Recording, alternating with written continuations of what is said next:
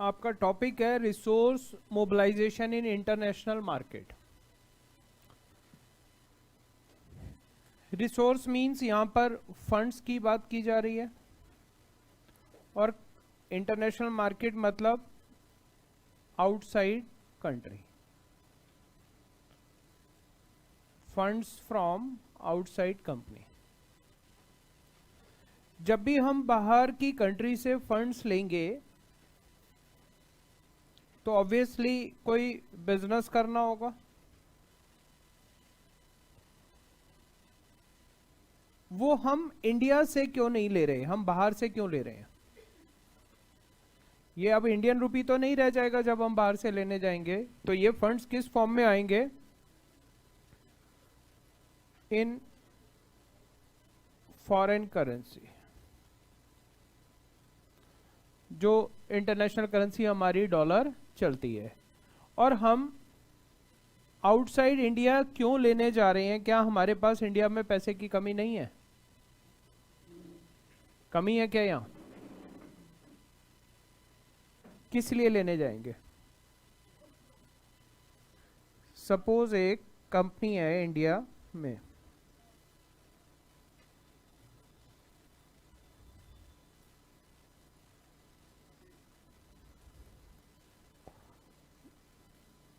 वो अपने पैसे ले या डॉलर ले, या तो वो विद इन इंडिया लेगी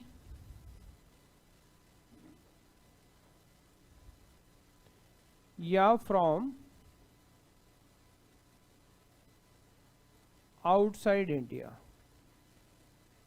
तो कंपनी आउटसाइड इंडिया से क्यों ले रही है फंड्स? किस लिए ले रही होगी? पर्पस क्या है?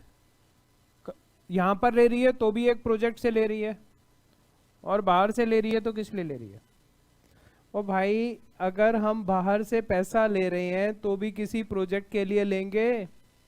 वो प्रोजेक्ट इन इंडिया भी हो सकता है और आउटसाइड इंडिया भी हो सकता है, और हमें डॉलर की जरूरत है। तो अगर इंडिया में ले रहे हैं तो बाहर से कम रेट पर लोन मिल रहा होगा, और अगर बाहर से ले रहे हैं और बाहर के बाहर कोई जॉइंट वेंचर कर रहे हैं तो बाहर पैसे नहीं ले जाने पड़े, यहीं से चले गए। दूसरा क्या होगा? आपको लिस्टिंग बाहर की कंट्री में मिल जाएगी, उसकी बेटर रिकॉग्निशन मिलेगी, आपका प्रेजेंस, ग्लोबल प्रेजेंस बढ़ेगी। है कुछ ऐसा, कुछ एडीआर जीडीआर, कोई resource mobilisation in foreign market? तो अगर कोई भी एक Indian company outside India funds लेने जा रही है तो वो जो फंड्स होंगे, पहली बात तो हमने कहा किस में होंगे? फॉरेन करेंसी में। लिस्टिंग इसकी आउटसाइड इंडिया होगी। इन्वेस्टर इसमें कौन से होंगे? फॉरेन इन्वेस्टर्स होंगे। तो हम ये सारे काम क्यों करने जा रहे हैं? हम इंडिया से बाहर क्यों जा रहे हैं फॉरेन करेंसी? तो हमें कोई एक प्रोजेक्ट लगाना है, वो इन इंडिया लगाना है या आउटसाइड इंडिया लगाना है। और हमें इस प्रोजेक्ट के लिए जो फंड्स चाहिए वो या तो हम लोन्स लेने, तो वो क्या कहे जाएंगे? External commercial boring. लोन्स को हम एक्सटर्नल कमर्शियल बोरिंग बोल रहे थे। या हम शेयर्स या foreign currency convertible bond, foreign currency exchangeable bond, ये भी लोन की टर्म में आएंगे। और अगर हम शेयर्स इशू कर दें तो एडीआर या जीडीआर, ये दो पर्पस है हमारे। इससे हम इंडिया में पैसा लेकर आ रहे हैं तो बाहर से लोन लेंगे तो इंटरेस्ट रेट कम होगा, और दूसरा बाहर के बाहर पैसा लगाएंगे तो हमारे को इंडिया में फॉरेन एक्सचेंज आउटफ्लो नहीं होगा।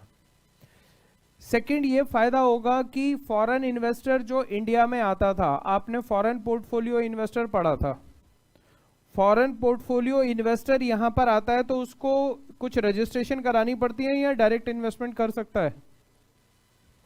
कहाँ जाता है वो? डीडीपी के पास जाएगा, फेमा रेगुलेशन आ जाएंगी, आरबीआई आ जाएगा, इंडिया के टैक्स एक्ट आ जाएंगे, तो वो इंडिया में ना आकर इंडियन कंपनी बाहर चली जाए कि आपको वहीं के वहीं हम आपको शेयर्स दे देंगे और वहीं पर डीलिंग करवाएंगे।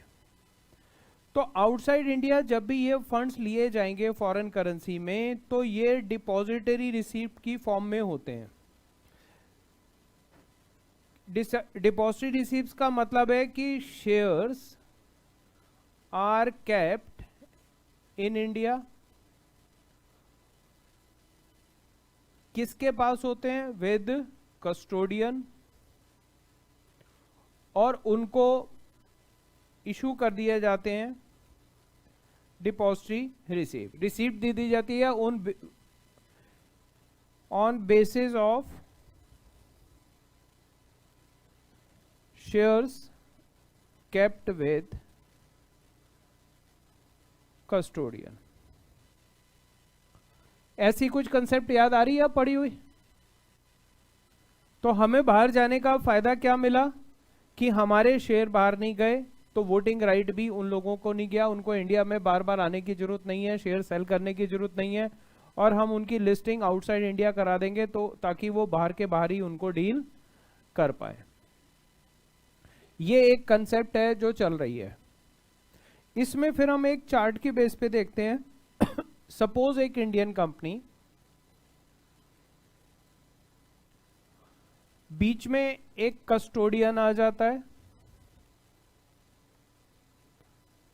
फिर एक overseas depository bank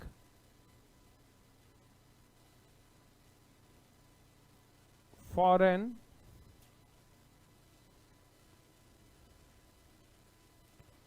stock exchange foreign investors. ये एजेंसीज जुड़ जाती हैं जब भी हम इशू लाएंगे।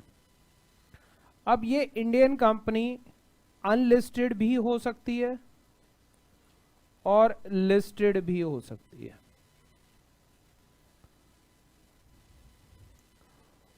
वो यहां से अपनी शेयर्स डिपॉजिट करता है, और ये कस्टोडियन कौन होता है?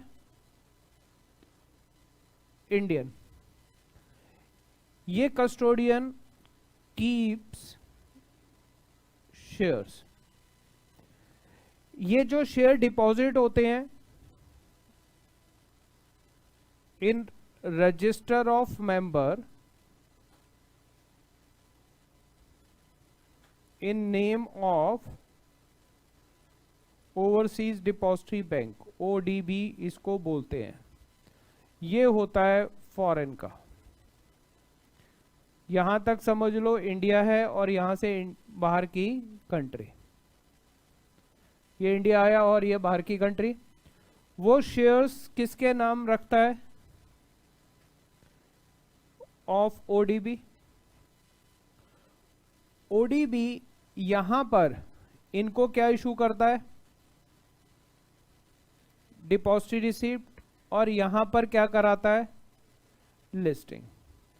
जब वो डीआर इशू करता है तो एडीआर होते हैं। ये होते हैं only for retail investor of US, और यहां पर all investors all over world countries. अब फॉरेन इन्वेस्टर जो यहां पर होगा उसको शेयर बेचने इंडिया नहीं आना पड़ेगा। मैंने फॉरेन करेंसी बताया का रिस्क बताया होगा, फॉरेन पोर्टफोलियो के चैप्टर में भी बताया था कि फॉरेनर जब यहां पर आएगा डॉलर लेकर आएगा, इंडिया में कन्वर्ट करेगा, शेयर्स लेगा, फिर जब बेचेगा तो दोबारा उसको अपनी करेंसी में कन्वर्ट कराएगा, और अगर एक्सचेंज का रेट चेंज हो गया तो उससे उसका रिस्क बढ़ जाता है। तो उसको कवर करने के लिए बाहर का इन्वेस्टर सारा यहाँ नहीं आ पाता, इसके लिए कंपनी एक फैसिलिटी देती है कि आपकी लिस्टिंग हम बाहर करा देते हैं, आपको बाहर के बाहर ही शेयर मिल जाएंगे। अब जो ये डीआर इशू हुई है, डिपॉजिटरी रिसीप्ट, इनके साथ एफसीसीबी एफसीईबी भी आ जाता है।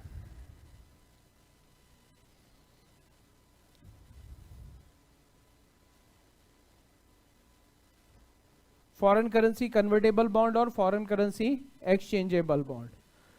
अब ये जो फॉरेन इन्वेस्टर है ये डीआर होल्डर है। फॉरेन इन्वेस्टर को डीआर होल्डर बोलते हैं।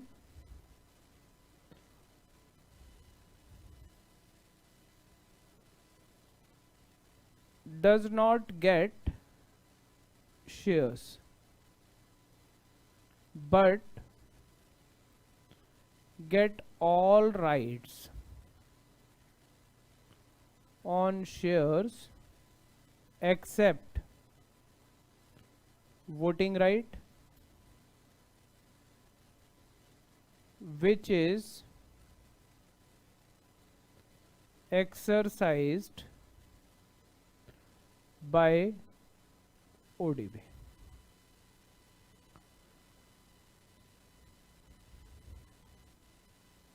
समझ आई कंसेप्ट क्या है ये अभी तक?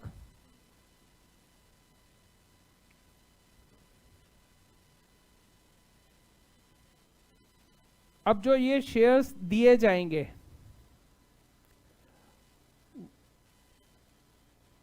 वो न्यू शेयर्स भी हो सकते हैं और फ्रॉम एग्जिस्टिंग शेयर होल्डर भी हो सकते हैं। जैसे ऑफर फॉर सेल में हम शेयर लेते हैं, इसको हम स्पॉन्सर्ड डीआर भी बोलते हैं। कंपनी नए शेयर दे रही है अलॉट करके या पुराने शेयर होल्डर से ले रही है तो उसको स्पॉन्सर्ड शेयर डीआर बोल देते हैं।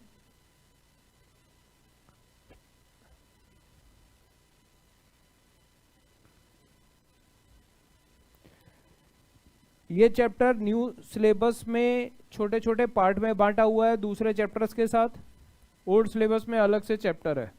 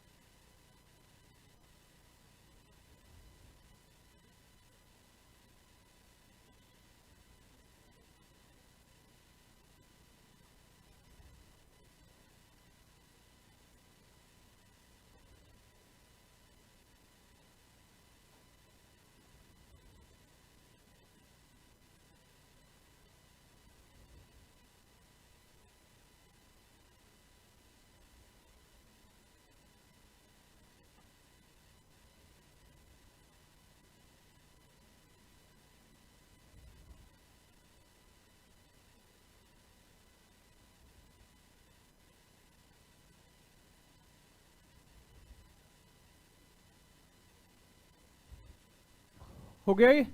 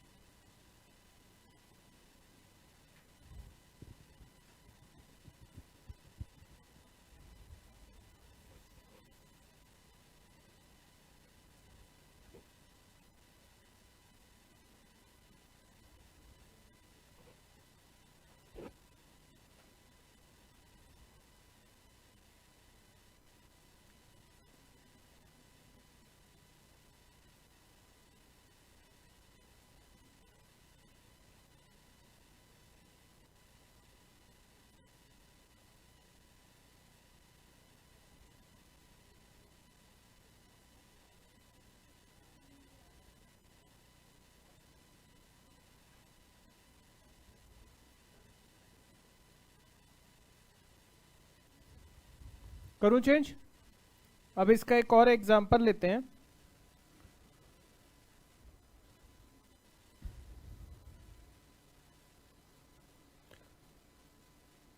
जब इंडियन कंपनी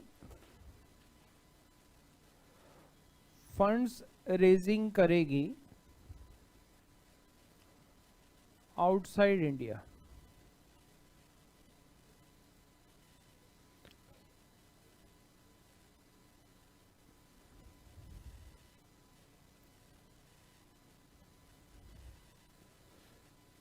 तो दो पार्ट होंगे, या तो वो सिक्योरिटीज की फॉर्म में करेगी, सॉरी ये हमने पीछे लिखा ही था, मैं एक बार अलग तरीके से लिख देता हूं, शेयर्स होंगे या लोन्स होंगे। यहां से जो पैसा आएगा, फॉरेन करेंसी आएगी या अदर फॉरेन करेंसी, वो लोन दो तरह से होगा, या तो सिक्योरिटीज होंगी एफसीसीबी और एफसीईबी, या एक्सटर्नल कमर्शियल बोरोइंग। शेयर्स होंगे एडीआर या जीडीआर। इन दोनों को यूरो इशू भी बोला जाता है।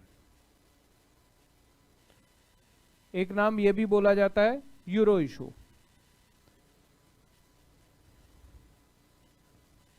बट ये सिक्योरिटीज नहीं है, ये ईसीबी क्या है, नॉन सिक्योरिटीज की फॉर्म में है, और यहां पर भी हो सकता है लोन की केस में भी, सिक्योरिटीज की फॉर्म में भी हो सकता है और नॉन सिक्योरिटीज भी। ईसीबी जैसे आपने फेमा में चैप्टर पढ़ा होगा, या यहां पर भी आएगा कि लोन लेने जा रहे हैं तो उसकी लिमिट्स हैं, कितने टाइम के लिए लोगे, कैसे लोगे।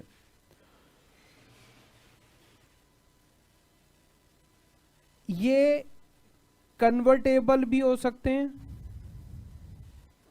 तो किस में होंगे, ऑलवेज शेयर्स में। तो एडीआर जीडीआर भी कन्वर्टेबल होते हैं और एफसीसी भी कन्वर्टेबल होंगे, और फॉरेन करेंसी एक्सचेंजेबल बॉन्ड क्या होंगे, exchanged with shares of group company. इसमें सेम कंपनी इन्वॉल्व नहीं होती, और यहां पर कन्वर्ट किस में हो जाते हैं, विद इशुअर कंपनी।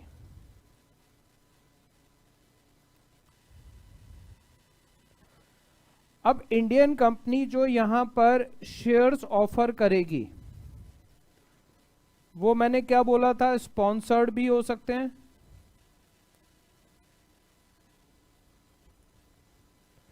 या अनस्पॉन्सर्ड भी हो सकते हैं, या न्यू शेयर्स भी हो सकते हैं। तो ये तो न्यू अलॉटमेंट होगी। स्पॉन्सर्ड होंगे तो फ्रॉम एग्जिस्टिंग शेयर होल्डर। अनस्पॉन्सर्ड में होता है existing share holder sales his shares directly outside India. वो कंपनी को इन्वॉल्व नहीं करता, डायरेक्ट भी शेयर बेच सकता है।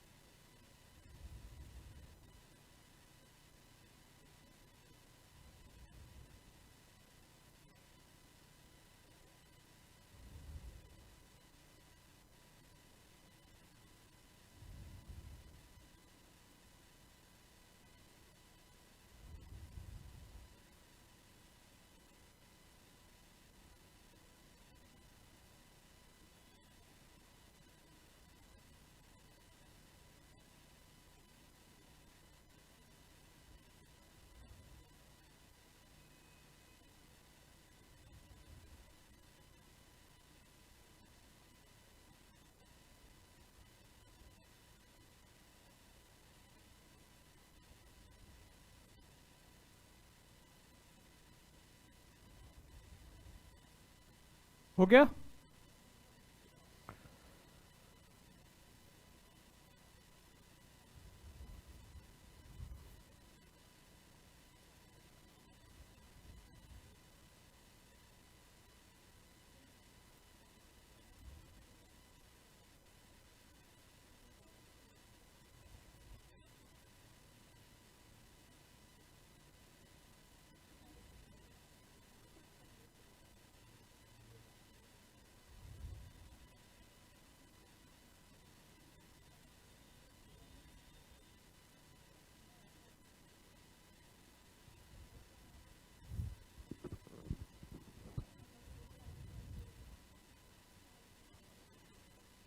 हो गया?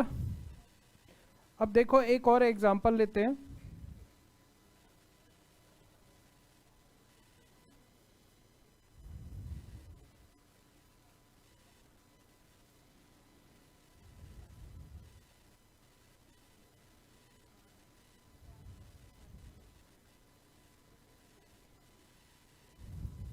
सपोज एक कंपनी है टीसीएस,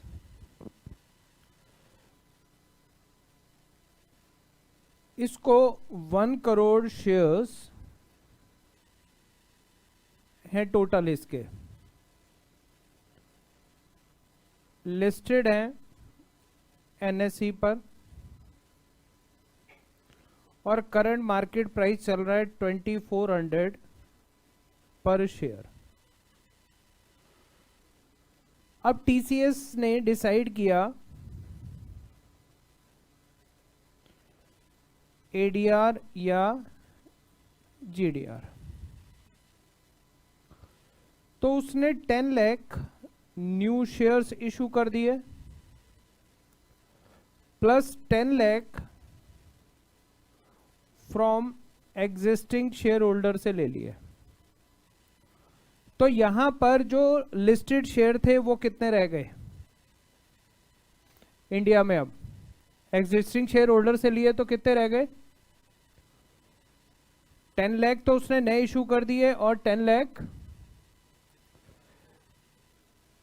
तो इसकी पेड अप क्या हो गई कंपनी की? अब पेड अप क्या है? 1 करोड़ प्लस 10 लाख, 1.10 करोड़ हो गई। इसमें से दो तरह के शेयर हो गए, 90 लाख तो लिस्टेड है इन इंडिया और 20 लाख हैं इन यूएसए। यूएसए में रजिस्टर्ड हो गए।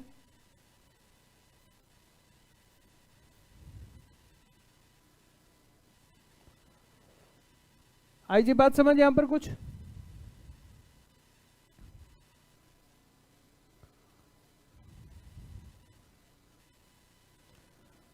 एक करोड़ शेयर थे पहले, सपोज मैं कहूं कि ये 2018 में थे और ये उसने कब इशू कर दिए? 2019 में। तो पेड अप बढ़ी, तो 20 लाख शेयर ऑफर किए, 20 लाख में से उसने क्या किया?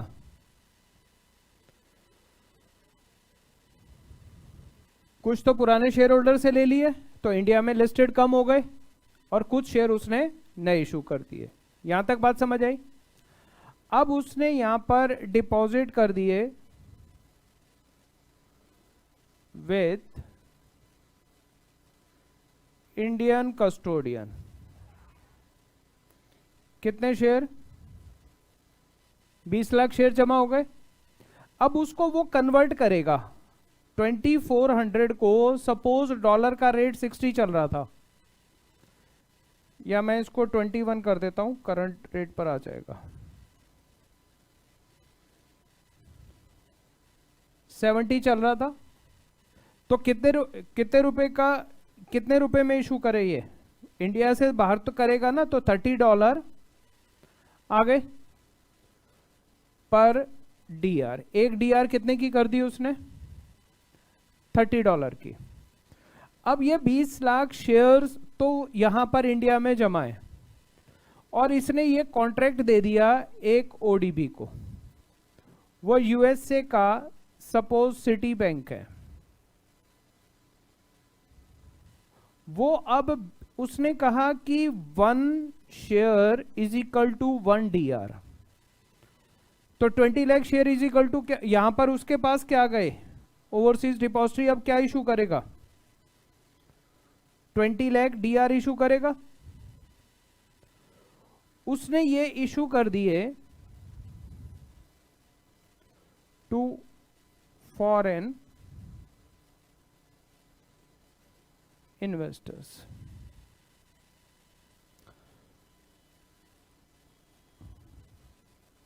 फॉरेन इन्वेस्टर को दे दिए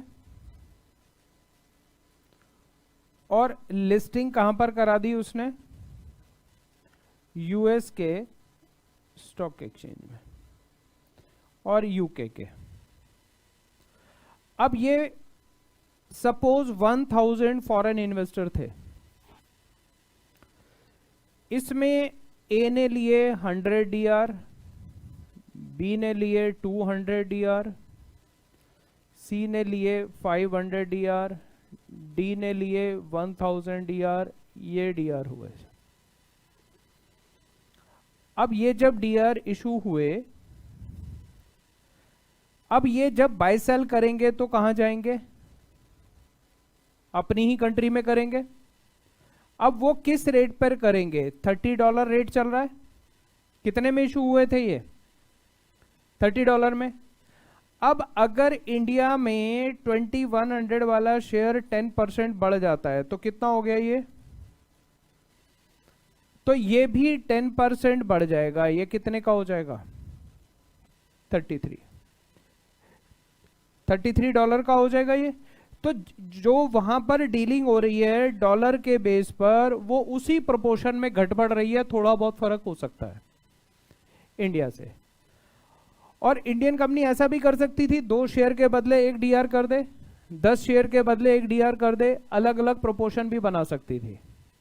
अब यहां पर शेयर का प्राइस गिरेगा तो वहां भी गिरेगा, यहां से जो भी कंपनी कमाएगी उसका इफेक्ट वहां शेयर प्राइस पर आएगा, यहां पर तो उसका इफेक्ट फॉरेन कंट्री में भी आएगा।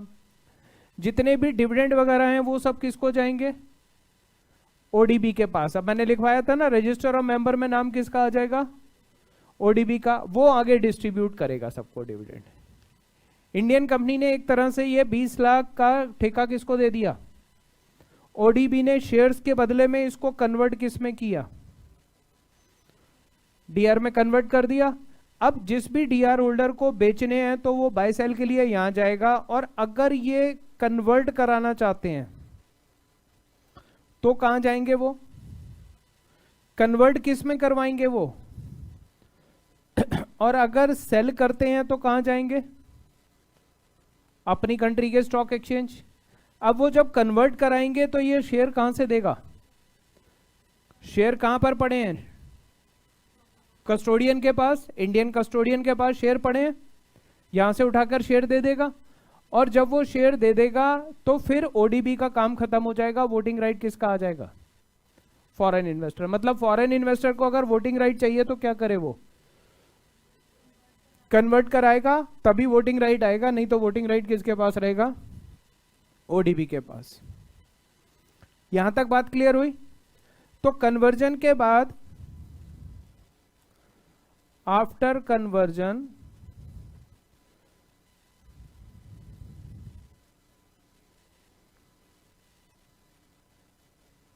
Holder gets voting right.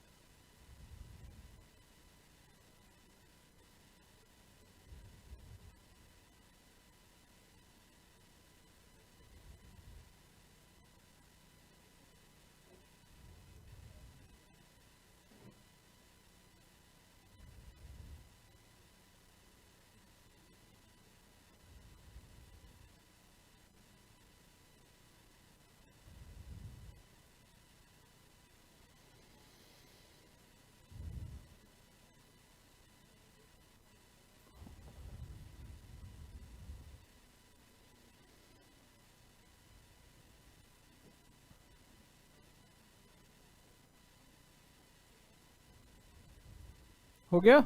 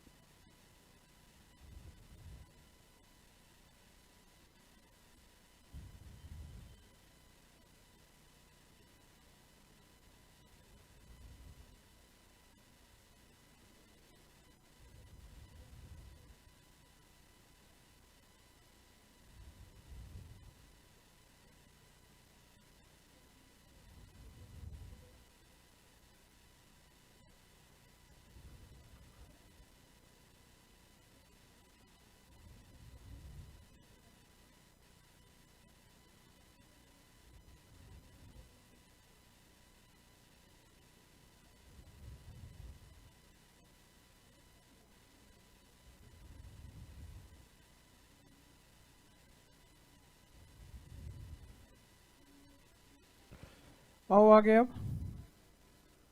हो गया ना?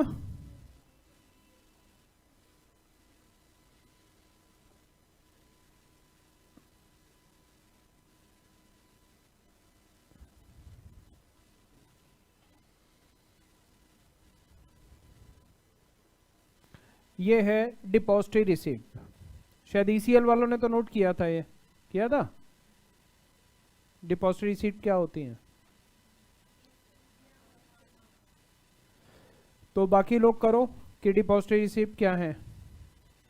अगर एक्सप्लेन करने पे आ जाए थ्योरी तो क्या लिखोगे? What is depository receipt?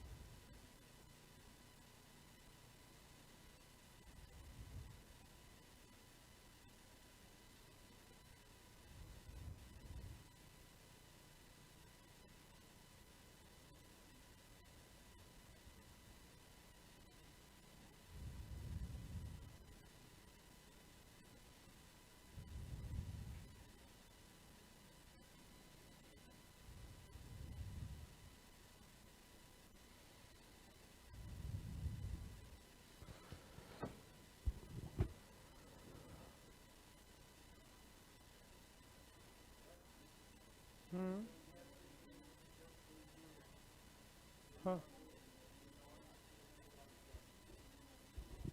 तो नॉन इंस्टीट्यूशनल कौन होता है?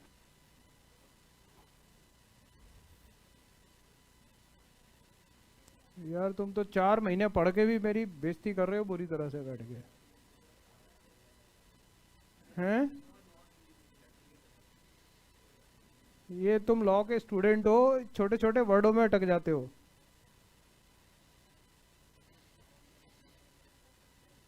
यार तुम क्यों मेरे को टेंशन दे देते हो तुम? दिसंबर में पेपर देने हैं तुमने, ये छोटे छोटे वर्डों में अटकोगे, क्वेश्चन में पेपर क्वेश्चन कैसे समझोगे एग्जाम में? जरा सी टेक्निकल लैंग्वेज हो जाए भटक जाते हो।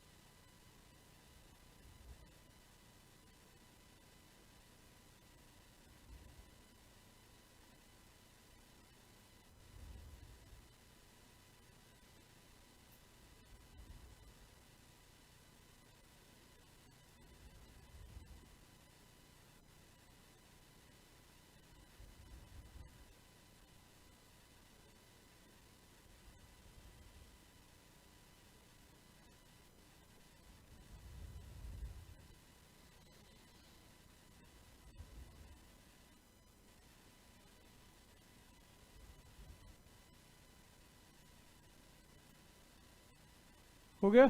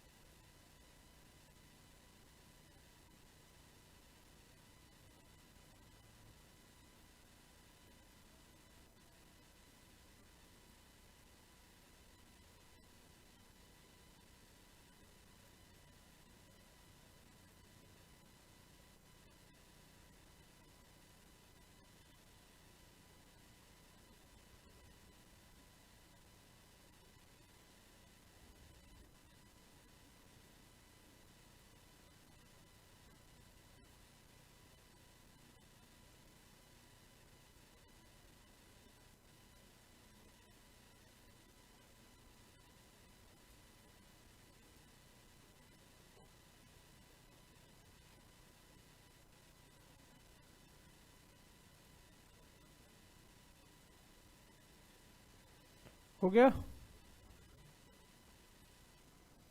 नेक्स्ट। बहुत सारा है, फोटो खींच लो अगर ज्यादा दिक्कत आ रही है तो, घर पे लिख लेना फिर बैठ के, या फिर बुक से पढ़ लेना, मत लिखो।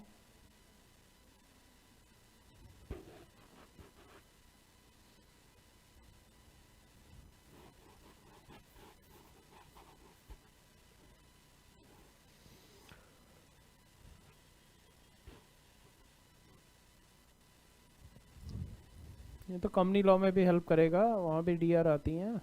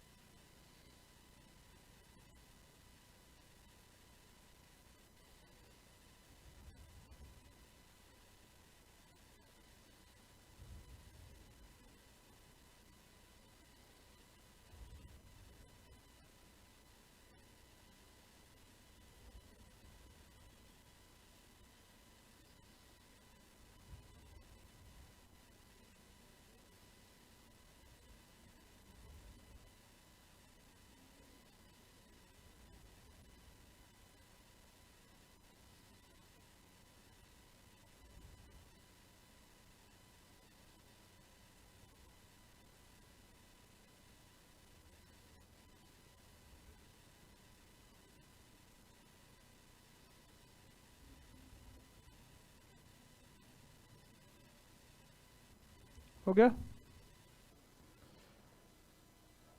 अब देखो यहां पर इशू करने के प्रोविजंस क्या हैं।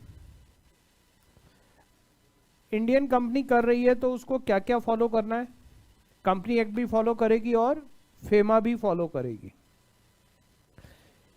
किसकी लिमिट के अंदर होना चाहिए? FDI limit.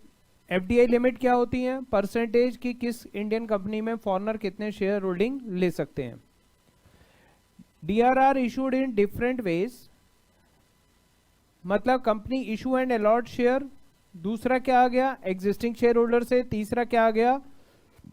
Sponsored ADR GDR. ये तैयार इशू करने के तरीके हैं इनके। फिर अगर डायरेक्टली शेयर इशू किए जा रहे हैं तो हमने इसको क्या बोला था? अनस्पॉन्सर्ड। लिखा आपने, ये पहले आ चुका है। किस फॉर्म में होंगे ये? जब भी ये डिपॉजिट हो जाएंगे तो इनके कोई नंबरिंग नहीं होगी, कि किस डिस्टिंक्टिव नंबर नहीं होगा। फंजिबिलिटी याद है डिपॉजिटरी चैप्टर में? ODB issue DR to foreign investor. DR issue does not contain identity with the distinctive number. There are two forms of fungibility. One way fungibility बताई थी मैंने, कोई बता सकता है क्या है वन वे फंजिबिलिटी?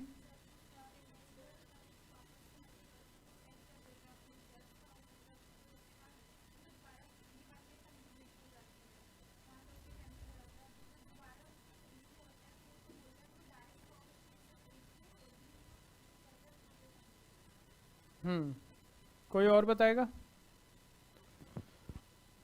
देखो फंजिबिलिटी का क्या सिस्टम है, बाकी कोई नहीं पता किसी को क्या है ये। वन वे फंजिबिलिटी, टू वे फंजिबिलिटी करा चुका हूं ईसीएल फेमा में।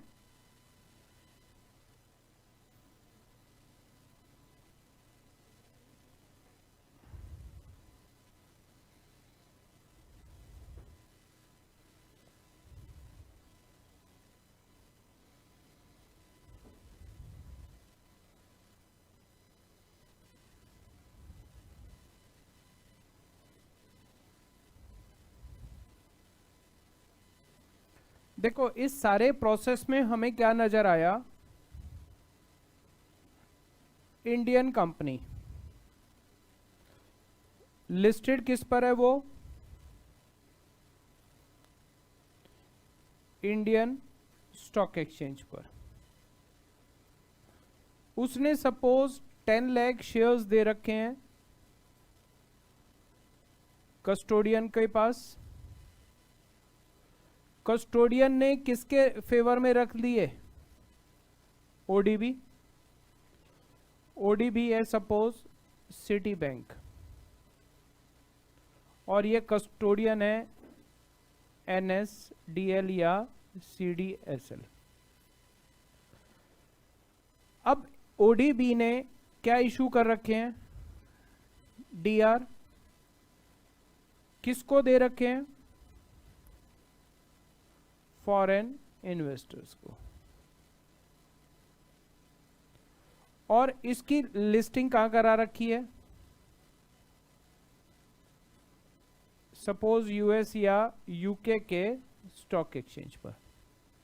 अब ये एक मिस्टर ए फॉरेन इन्वेस्टर हैं US के, उनके पास 100 DR हैं। अगर उनको पैसे की जरूरत है, नीड कैश, तो यहां पर क्या करें? या इसको क्या बोलें, वो रिडीम कर दो। सेल नहीं हो रहे तो वो क्या बोलेगा? रिडीम कर दो। कितनी DR? अब ये पैसे कहां से देगा भाई DR होल्डर? ये यहां से यहां जाएगा, विड्रॉ करेगा। शेयर कहां पड़े हैं DR के बेस पर? कस्टोडियन के पास। और उसके बाद ये शेयर यहां पर क्या कर देगा? और इससे जो पैसे आएंगे उसको कन्वर्ट किस में करेगा? और वो पैसे इसको क्या कर देगा? पे कर देगा। अब यहां पर क्या होगा? 10 लाख शेयर में से माइनस क्या हो गए? 100 शेयर माइनस हो गए। अब अगर हमने ऐसा अरेंजमेंट कर रखा था तो it is called one way fungibility. तो अब DR कम हो गई। और अगर हमने रखा था टू वे फंजिबिलिटी, तो एक अगर मिस्टर बी वो इसके पास आते हैं, वो कहते हैं इशू DR, मुझे DR दे दो। अब ये ODB क्या करेगा?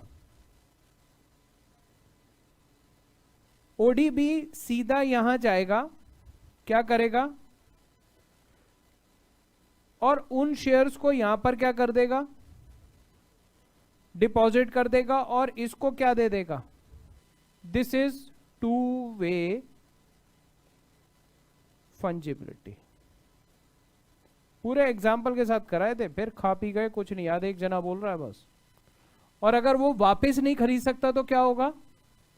One way fungibility. और अगर वापस खरीद लेगा तो क्या हुई? वो टू वे फंजिबिलिटी। क्लियर हुई है? ये आपका ECL में भी इंपॉर्टेंट है, वहां भी फंजिबिलिटी पे क्वेश्चन आ सकता है, सिक्योरिटी लॉ में भी आ सकता है, न्यू सिलेबस वालों का तो, और ओल्ड वालों का तो यहीं पर ही है सारा। तो इसमें मैं स्टेप्स लिख देता हूं। पहला स्टेप, ये मैंने क्या बनाया है? फंजिबिलिटी। फंजिबिलिटी में नंबर 1 स्टेप क्या हुआ? रिडीम करने गए। ये जो शेयर पड़े थे ये किस फॉर्म में थे? फंजिबल फॉर्म थी, कोई भी शेयर उठाकर दे देगा ये। सेकंड स्टेप इसने क्या किया? विड्रॉ किए शेयर। थर्ड स्टेप इसने क्या किया? सेल कर दिए। फोर्थ स्टेप क्या हुआ? पे कर दिया। ये क्या हो गई? One way fungibility. दूसरे केस में क्या हुआ? दूसरे केस में क्या हो रहा है?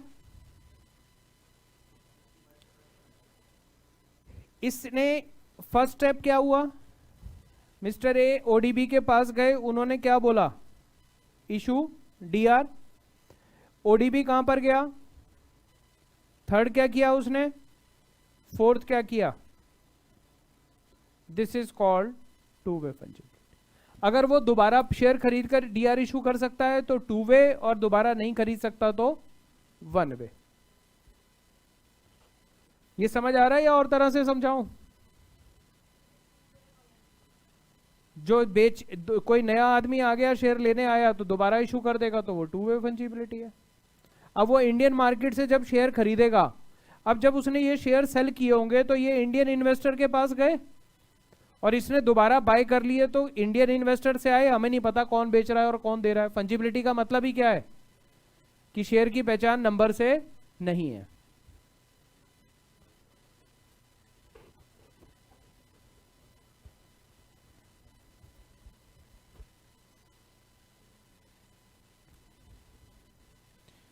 ये वन वे है,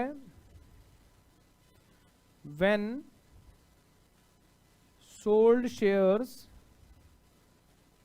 cannot be bought back for issue of DR। और ये क्या है? Two way, when sold shares can be bought back, वापस खरीदे जा सकते हैं।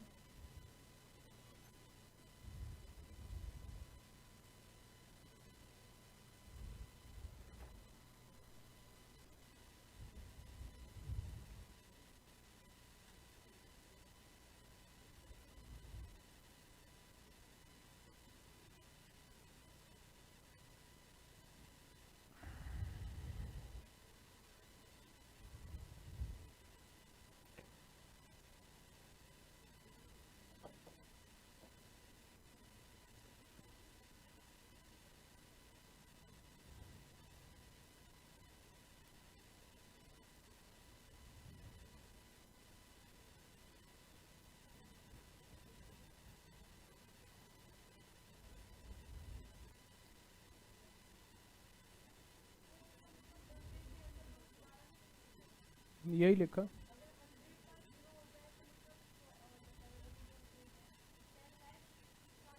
बिक गए, दोबारा नहीं खरीदे जाएंगे। और कंपनी की पेड़ पर कोई इफेक्ट नहीं आ रहा, वो शेयर कहां पे बिक गए? इंडिया में तो किसी ने खरीदे भी हैं। वो कौन सा?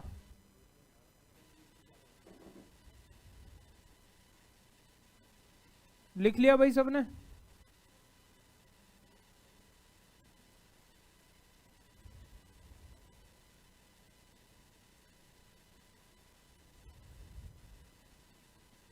यार ये तो तुमने ईसीएल में भी पढ़ा है।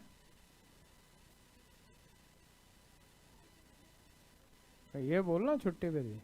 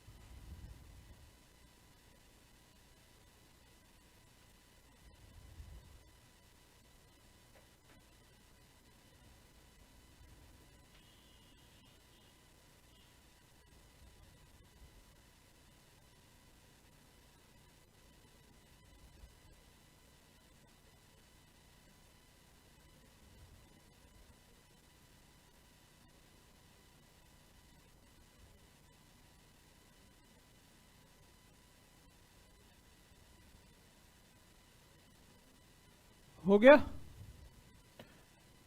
देखो इस कंसेप्ट को हमने सिंपल सा समझा। एक इंडियन कंपनी है, इसके 1 करोड़ शेयर्स हैं, 90 लाख लिस्टेड है इंडिया में एनएसई पर, और 10 लाख शेयर उसने डिपॉजिट कर रखे हैं कस्टोडियन के पास। ओडीबी ने आगे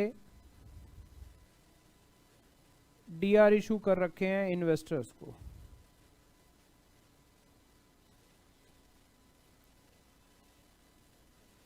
फॉरेन इन्वेस्टर को।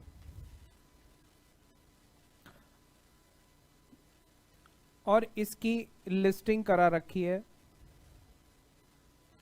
यूएस या यूके के स्टॉक एक्सचेंज पर। अब यहां पर एक मिस्टर ए 100 डीआर हैं उनके पास, चाहे वो एडीआर हैं चाहे वो जीडीआर है। उनके पास ऑप्शंस क्या हैं? नंबर 1, यहां पर क्या करें वो तो कहानी खत्म, कोई भी बीच में नहीं आया। अगर मिस्टर ए ने यहां पर सेल किए तो बी ने क्या किया होगा, किसी किसी ने बाय भी किए होंगे, तो कहानी खत्म, पैसे का आपस में लेन देन हो गया। ये तो था नंबर 1 ऑप्शन। अब नंबर 2 ऑप्शन क्या है, वो ओडीबी के पास जाएं, वो बोले कन्वर्ट कर दो। अगर कन्वर्ट करने के लिए बोला तो ओडीबी कहां जाएगा, 10 लाख शेयर यहां पर पड़े हैं, -100 करेगा और वो शेयर इनको दे देगा। यहां तक की कहानी समझ आई। अब इनके पास वोटिंग राइट आ जाएगा। थर्ड ऑप्शन इनके पास क्या है, रिडीम। रिडीम में भी ये कहां जाएंगे, ओडीबी। ओडीबी कहां जाएगा, विड्रॉ करेगा 100 शेयर। पैसे कहां से देगा, यहां पर क्या करेगा, सेल 100 शेयर। यहां से जो पैसे आए उसको कन्वर्ट किस में करेगा, और ये पैसे इसको पे कर देगा। तो ये शेयर कौन से निकाले गए इसकी कोई पहचान नहीं है। जब यहां पर शेयर बिके तो सेल थे, तो यहां पर बाय भी हुए। बाय कौन था, इंडियन इन्वेस्टर था, और सेल किसने किए, ओडीबी ने। तो अब इंडिया में ये शेयर 90 लाख वाले क्या हो गए, +100 हो गए कि नहीं, अब वापस अनब्लॉक हो गए। अब अगर हमने ये कह रखा था कि ये एक बार हो गया, अब तुम दोबारा इसको डीआर में कन्वर्ट नहीं करोगे। बेसिकली आप शेयर को डीआर में कन्वर्ट कर रहे हो। यहां पर ये 10 लाख शेयर को कन्वर्ट किस में किया गया, डीआर में ही तो कन्वर्ट किया गया, डीआर से फिर शेयर में कन्वर्ट हो रहे हैं। अब यहां पर आपने बोल दिया था कि एक बार हो गया दोबारा मत करना, तो वन वे फंजिबिलिटी है। और आपने बोल रखा था कि दोबारा कर लेना। दोबारा का मतलब मिस्टर ए ही आफ्टर सम टाइम फिर आ गए, वो इसके पास आए, वो कह रहे हैं बाय डीआर, मुझे डीआर चाहिए 100। अब ओडीबी क्या करेगा, ओडीबी सीधा यहां आएगा, यहां से क्या करेगा, शेयर्स इसको किसके पास रखेगा और क्या इशू कर देगा, ये टू वे फंजिबिलिटी हो गई। क्लियर हो रही है बात, सिंपल सा फंडा है। वन वे फंजिबिलिटी का मतलब है ये जो कंसेप्ट चल रही है,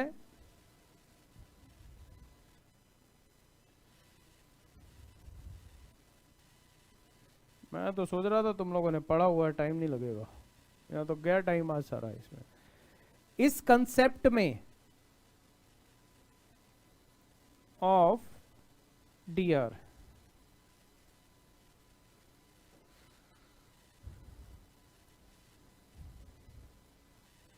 सबसे पहले शेयर्स हैं, शेयर से क्या कन्वर्ट हो रही हैं वो, और ये कौन बन जाता है यहां पर, पर्सन डीआर होल्डर। ये जो शेयर्स डीआर में कन्वर्ट होते हैं तो किसके पास जा रहे हैं,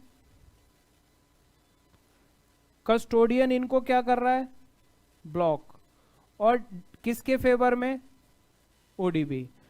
डीआर इशू कौन कर रहा है, वो इनको क्या कर रहा है, इशू कर रहा है। सारा मैटर यही देख रहा है। अब डीआर होल्डर क्या क्या कर सकता है, अगर वो सेल करेगा तो अपने स्टॉक एक्सचेंज में जाएगा। दूसरा ऑप्शन, अगर वो कन्वर्ट करेगा तो ओडीबी के पास जाएगा। ओडीबी इसमें क्या करेगा, विड्रॉ करेगा शेयर, किससे, कस्टोडियन से, और इशू किसको कर देगा, फॉरेन इन्वेस्टर को। अब फॉरेन इन्वेस्टर का राइट आ गया बीच में से, वो हट गया, यहां पर शेयर कम हो गए, कहानी खत्म हो गई। और तीसरा ऑप्शन क्या आया, वो क्या करवाएगा, रिडीम। ये कन्वर्ट करा रहा था, ये रिडीम कराएगा, तो वो कहां जाएगा, ओडीबी के पास। ओडीबी अब क्या करेगा, सबसे पहले तो क्या करेगा, किससे,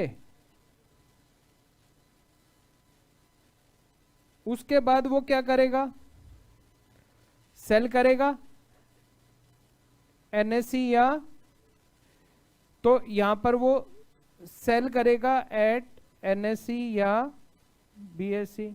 उसके बाद क्या करेगा, पे करेगा किसको, फॉरेन इन्वेस्टर को। अब अगर दोबारा फिर कोई नया आ गया, अगर कोई न्यू इन्वेस्टर आ गया, तो वो अगर किसके पास जाएगा, वो ओडीबी के पास। ओडीबी यहां से परचेज करेगा, उसको कन्वर्ट किस में करेगा, डीआर में डिपॉजिट करेगा, तो वो क्या हो जाएगा, टू वे फंजिबिलिटी। आई थिंक ये लिख लो, यही सफिशिएंट है। कौन सा वाला लिखना है? फोटो खींच लो पहले वाले की, फिर टाइम लग रहा है बहुत ज्यादा, ये तो फिर बैठे रह जाओगे आज। ये वाले की फोटो खींच लो, जिसको बाद में लिखना हो बैठ के लिख लेना।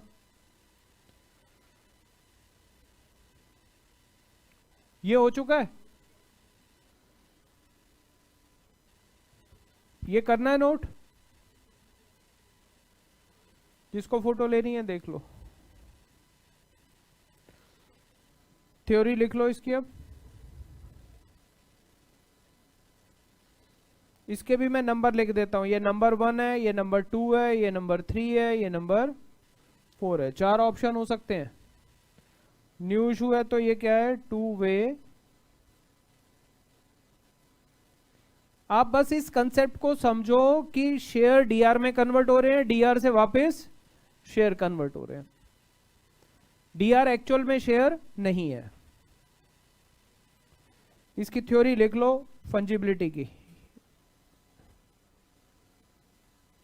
डीआर, ये ऊपर वाला तो आप पहले वाली स्लाइड में लिख चुके हो, ये सारा लिखना है। ये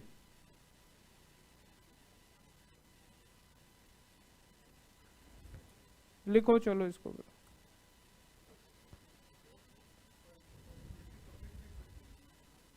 नहीं होंगे ही फंजिबिलिटी में, वन वे रहेगी या टू वे वो कंपनी डिसाइड करेगी। यस, वन वे ही रहते हैं। कई कम मिक्स है, कई कंपनियों ने टू वे भी कर रखे हैं, सब तरह से है।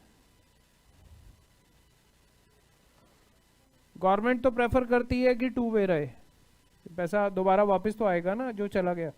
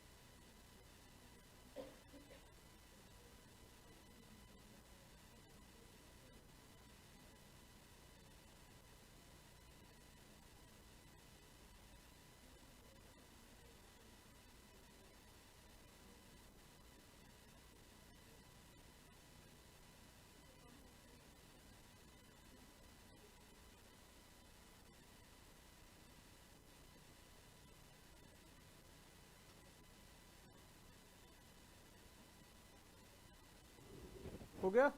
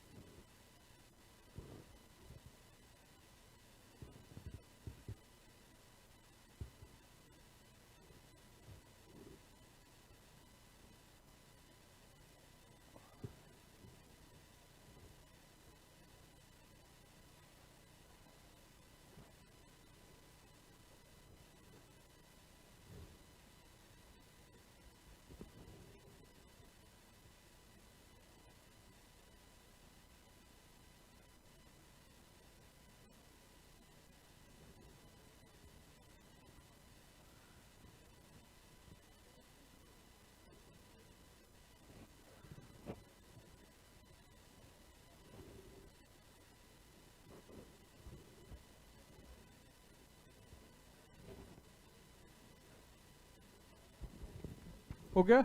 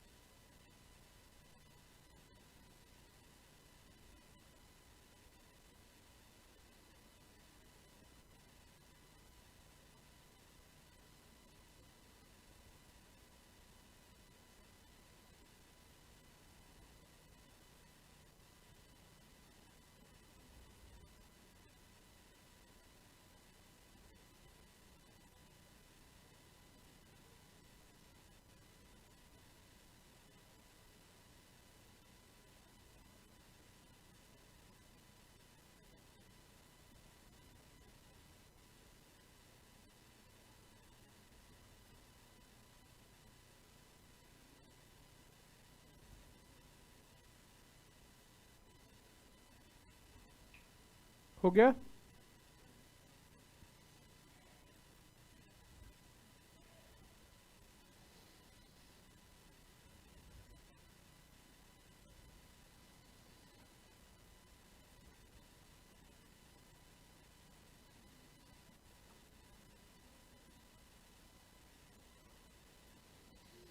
करो आगे।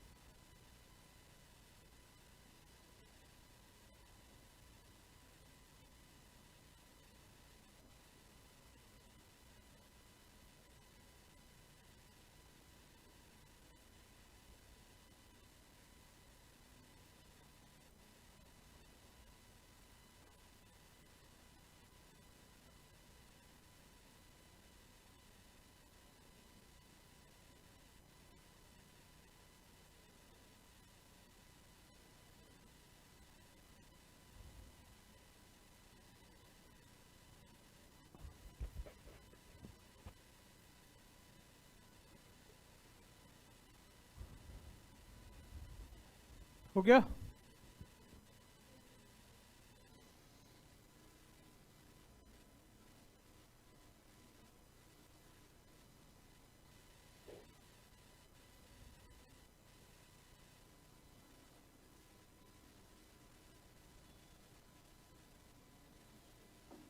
बुक में आओ एक बार। अब देखो इसमें अब जो जो करना है मेन आपको, ये फर्स्ट पेज आपको रीड के लिए दिया गया है। ये एक तरह से दो तरीके होते हैं बाहर लिस्टिंग कराने के। डायरेक्ट लिस्टिंग होती है कि हम खुद वहां पर पब्लिक इशू लाएं, इनडायरेक्ट होती है कि हम ओडीबी को दे दें। अगर हम ओरिजिनल शेयर वहां देने जाएंगे तो लॉ बहुत स्ट्रिक्ट है, प्रोविजंस बहुत कंप्लाई करने पड़ते हैं।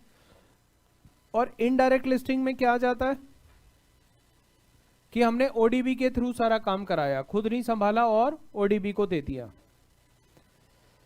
डिपॉजिटरी रिसीप्ट क्या है ये मैंने लिखवा दिया। एडीआर क्या है, जीडीआर क्या है, अब आप यहां से करोगे। एडवांटेज इंपॉर्टेंट है, क्वेश्चन आ सकता है, मिला देगा कि डीआर के एडवांटेज क्या हैं। तो क्लास शुरू से ही मैं बार बार क्या कह रहा हूं, पहला, बाहर से पैसा लेना कॉस्ट इफेक्टिव है, कम रेट पर मिलेगा आपको। सेकंड, जो बाहर का इन्वेस्टर यहां आ रहा है फॉरेन टैक्सेस से बचेगा, डबल टैक्सेशन नहीं होगी, वो अपनी कंट्री में भी देगा और यहां पर भी देगा। थर्ड, इंटरनेशनल इक्विटी मार्केट में इस तरीके से कंपनियां इजीली लिस्ट हो सकती हैं। फॉरेनर अपनी ही कंट्री में बैठा शेयर खरीद सकता है, उसको इंडिया आने की जरूरत नहीं है। थ्योरेटिकल राइट है, मतलब वोटिंग राइट छोड़कर बाकी सारे राइट उसको मिलेंगे। यह आप कंपनी एक्ट के under section 88 register of member में भी जब आता है तो पढ़ते होंगे कि in case of depository DR तो ओडीबी का नाम होगा रजिस्टर ऑफ मेंबर में। इन्वेस्टर्स को अलाउ करता है कि उनको फॉरेन ट्रेडिंग प्रैक्टिस और बाहर के लॉ, अब वो यूएसए में बैठे हैं, उनको इंडियन लॉ से कोई लेना देना नहीं है। नहीं तो यहां पर वो सेबी के पास आए, डीडीबी के पास जाएं, फेमा को फॉलो करें, इन सब से बचेंगे। जनरली किस में होते हैं ये, किसी भी करेंसी में हो सकते हैं, बट मोस्टली ये किस में चलते हैं, डॉलर में। पर्पस, कंपनी का क्या पर्पस है डीआर इशू करने का? पहला पर्पस क्या आ रहा है, देखो, पैसा लेना है बाहर से। सेकंड, इन्वेस्टर बेस डाइवर्सिफाई करना है, इंडिया का भी हो गया और बाहर की कंट्री के भी इन्वेस्टर आ गए आपके। विजिबिलिटी एंड रिकॉग्निशन, हमारी इंटरनेशनल लेवल पर विजिबिलिटी हो गई जब हम बाहर की कंट्रीज में लिस्टेड होंगे। ग्लोबल इमेज हमारी बेटर होगी। एम्प्लॉई स्टॉक ऑप्शन, जो हमारी कंपनी के बाहर काम कर रहे हैं एम्प्लॉइज, उनको स्टॉक ऑप्शन देने आसान हो जाएंगे। मर्जर एंड एक्विजिशन इजी हो जाएंगे इंटरनेशनल कंपनियों के साथ। इन्वेस्टर को क्या फायदा हुआ, उसका अलग अलग कंट्री की कंपनियों में शेयर्स हो गए अपनी ही कंट्री में बैठे बैठे। अब जैसे लंदन स्टॉक एक्सचेंज है, यहां पर अराउंड 55 कंट्रीज की कंपनियों के शेयर लिस्टेड है। तो अगर एक यूएस के इन्वेस्टर को इंडिया, जापान, चाइना, हर कंट्री के शेयर ले लें तो अलग अलग कंट्री जाना पड़ेगा, और अगर वो सीधा यहां चला जाए तो उसको एक ही जगह पर सारी कंट्री की कंपनियों के शेयर्स अवेलेबल है, तो फायदा हुआ उसको। ट्रेडिंग एंड सेटलमेंट इजी है, डीलिंग में कोई रिस्ट्रिक्शन नहीं है, करेंसी रिस्क बचता है हमारा इन्वेस्टर का, उसको इंडिया आने की जरूरत नहीं है। Issue of ADR GDR, DR are treated as FDI. अभी आपने लिखा था कंपनी एक्ट और आरबीआई की एफडीआई गाइडलाइंस को फॉलो करना पड़ेगा। इंडियन कंपनी किन किन स्कीम से लिख सकती है, और मैंने लिखा था अनलिस्टेड कंपनी भी यहां से जो इंडिया में लिस्टेड नहीं है वो बाहर जाकर ये डीआर इशू कर सकती है। ये एक बार रीड कर लेना इसको। बट जब भी कंट्री से बाहर जाओगे तो वो कंट्री पीएमएलए के कंप्लाइंट होनी चाहिए, prevention of money laundering, IOSCO की मेंबर होनी चाहिए, एफडीआई पॉलिसी में एफडीआई आपकी कंपनी में अलाउ होना चाहिए। अब जो एफडीआई का प्रोहिबिटेड सेक्टर है इंडिया में वो डीआर इशू नहीं कर पाएंगे। जो भी कैपिटल आपने ली है बाहर से, कोई लोन ले रखा था, डीआर इशू करके लोन पे भी कर सकते हो आप। पढ़ लोगे इन पैरास को, ये सब रीड पर रखना है आपने। स्पॉन्सर्ड इंपॉर्टेंट है, लिखवा दिया मैंने अपनी भाषा में। टू वे फंजिबिलिटी हो गया आपका, लिखवा चुका हूं, ये इंपॉर्टेंट है। कंपनी एक्ट में जीडीआर वाले सेक्शन 41 के प्रोविजन चलेंगे सारे, और वो ये प्रोसीजरल पार्टी बोलता है जो मैंने लिखवाया है, इनडायरेक्टली वो रूल 41 भी उसमें कवर्ड है जो आपने लिखा है सारा जीडीआर का प्रोसेस। ये रूल 4 दिया हुआ है, प्रोसीजर यहां से करना है आपको। अगर प्रोसीजर आ जाए तो कंपनी को सबसे पहले क्या पास करना है, बोर्ड रेजोल्यूशन, फिर क्या पास करेगी, स्पेशल रेजोल्यूशन, कस्टोडियन एंड ओडीबी को अपॉइंट करोगे, आरबीआई गाइडलाइंस फॉलो करोगे और कंप्लायंस रिपोर्ट बनाओगे। कौन साइन करेगा, प्रैक्टिसिंग सीए, सीएस, सीएमए, वो साइन करेगा और बोर्ड ऑफ डायरेक्टर की मीटिंग में उसको अप्रूव करवाया जाएगा। अगर कमेटी ऑफ बोर्ड बनी हुई है तो वन इंडिपेंडेंट डायरेक्टर उसको साइन करेगा। किस तरह से हो सकते हैं, रूल 5 में दिए हुए हैं। प्रोसीजर क्या है, देखो पब्लिक ऑफर भी आ सकती है और प्राइवेट प्लेसमेंट से भी इशू हो सकते हैं, वहां पर नए शेयर भी हो सकते हैं और स्पॉन्सर्ड भी हो सकते हैं। ओडीबी को दिए जाएंगे। वोटिंग राइट किसके पास आएगा, देखो आप लिख चुके हो, डिपॉजिटरी रिसीप्ट के पास, होल्डर ऑफ डिपॉजिटरी रिसीप्ट के पास वोटिंग राइट नहीं होता। कब तक, सेकंड पॉइंट में दिया हुआ, अंटिल कन्वर्जन। प्रोसीड, पैसे का क्या होगा, अगर नए शेयर थे तो कंपनी यूज करेगी, और अगर स्पॉन्सर डीआर थे तो एग्जिस्टिंग शेयर होल्डर को मिलेंगे ना, जैसे ऑफर फॉर सेल में भी पैसा किसको मिलता है। तो अगर कोई इंडियन शेयर होल्डर अपने शेयर बाहर बेचने के लिए कंपनी को दे देता है तो वो फंड्स भी उसको रिसीव होंगे। कंपनी को क्या फायदा हो रहा है इससे, सिर्फ बाहर की लिस्टिंग मिल रही है, वो फंड्स कंपनी के पास नहीं जा रहे, तो बाहर की लिस्टिंग का बेनिफिट मिलेगा उसको। कुछ केसेस में ये प्रोविजन अप्लाई नहीं होंगे। अगर इंडिया में पब्लिक इशू आ रहा है तो ये प्रोविजन यहां नहीं चलेंगे, और अगर इंडिया से बाहर इसका पब्लिक इशू ला रहे हैं तो हमारी कंट्री का लॉ चलेगा या उस कंट्री का, तो वहां के लॉ चलेंगे। जो भी ऑफर डॉक्यूमेंट जाएगा वो इंडिया के प्रोस्पेक्टस के प्रोविजन अप्लाई नहीं होंगे। मतलब सेबी ने कोई रेगुलेशन इनके ऊपर नहीं बनाई हुई, मतलब हम जो भी बाहर डीआर इशू करने के लिए ऑफर डॉक्यूमेंट बनाएंगे वो उस पर सेबी की कोई रेगुलेशन अप्लाई नहीं हो रही। सेक्शन 88 का भी देखो जिक्र आया, नाम किसका होगा, ओडीबी का हो जाएगा ये। उसके बाद वो नीचे कह रहा है कि approval of ministry of finance लेनी पड़ेगी अगर $100 मिलियन से ज्यादा का बॉन्ड्स हैं तो आपको अप्रूवल लेनी पड़ेगी, और अगर 100 मिलियन से कम है तो फिर आपको मिनिस्ट्री ऑफ फाइनेंस की अप्रूवल लेने की जरूरत नहीं है। तो इसमें सेबी का कोई रोल नहीं आ रहा। अप्रूवल लेनी है अगर मिनिस्ट्री ऑफ फाइनेंस से तो क्या प्रोसीजर रहेगा? आप एक एप्लीकेशन दोगे किसको? मिनिस्ट्री ऑफ फाइनेंस को। तो मिनिस्ट्री ऑफ फाइनेंस को जब अप्रूवल के लिए जाओगे कि हमें डीआर इशू करनी है, तो क्या बताओगे उनको, किस लिए इशू कर रहे हो, क्या करोगे उस पैसे का? तो सबसे पहले क्या डिटेल दोगे आप? नया प्रोजेक्ट लगा रहे हो या पुराने प्रोजेक्ट को एक्सपेंशन कर रहे हो या नया बिजनेस स्टार्ट कर रहे हो? प्रपोज सिक्योरिटी सिक्योर्ड है या अनसिक्योर्ड है वो बताओगे, और redemption period, rate of interest, time of conversion, pricing, justification of foreign issue, ये सारी डिटेल्स दोगे ना आप उनको जब एप्लीकेशन में जाएंगी। Other details about company, company का प्रमोटर, कंपनी की फाइनेंशियल हिस्ट्री, सारी वो डिटेल्स जाएंगी। और अगर गवर्नमेंट को लगा, फाइनेंस मिनिस्ट्री को, तो वो अप्रूवल दे देंगे। ये आपको बुक से करना है, अप्रूवल भी और प्रोसीजर भी। आओ नेक्स्ट टॉपिक पर। प्रोसीजर बड़ा सिंपल सा है, ये दोबारा मैंने दिया हुआ है। प्रोसीजर क्या आ रहा है देखो, पहले क्या होगा? बीओडी, फिर क्या होंगे? तीसरी अप्रूवल कब कब आएगी? जब 100 मिलियन से ज़्यादा है। Department of company affairs, ROC के पास जाओगे। रिजर्व बैंक ऑफ इंडिया, क्योंकि फॉरेन करेंसी आ रही है, आरबीआई आ जाएगा यहाँ पर। स्टॉक एक्सचेंज, अगर हम यहाँ लिस्टेड हैं तो उसकी अप्रूवल लोगे। फाइनेंशियल इंस्टीट्यूशन जिनसे लोन ले रखे हैं उनकी अप्रूवल लोगे। मतलब क्वेश्चन सीधा सीधा ये आ सकता है, which are the various approvals required for issuing DRs. सिर्फ इसी से क्वेश्चन बन सकता है। तो सिंपल लॉजिक लगाना, आपको डीआर इशू करनी है तो क्या अप्रूवल चाहिए? सबसे पहले अपनी कंपनी के अंदर का बोर्ड रेजोल्यूशन और एसआर पास कर रहे हो। बाहर वालों से किस किस से लोगे अप्रूवल? आरओसी से लोगे, सेबी नहीं आ रही, मिनिस्ट्री ऑफ फाइनेंस आ गई, स्टॉक एक्सचेंज आएगा, और जिन लोगों से यहां पर लोन ले रखे हैं वो आएंगे।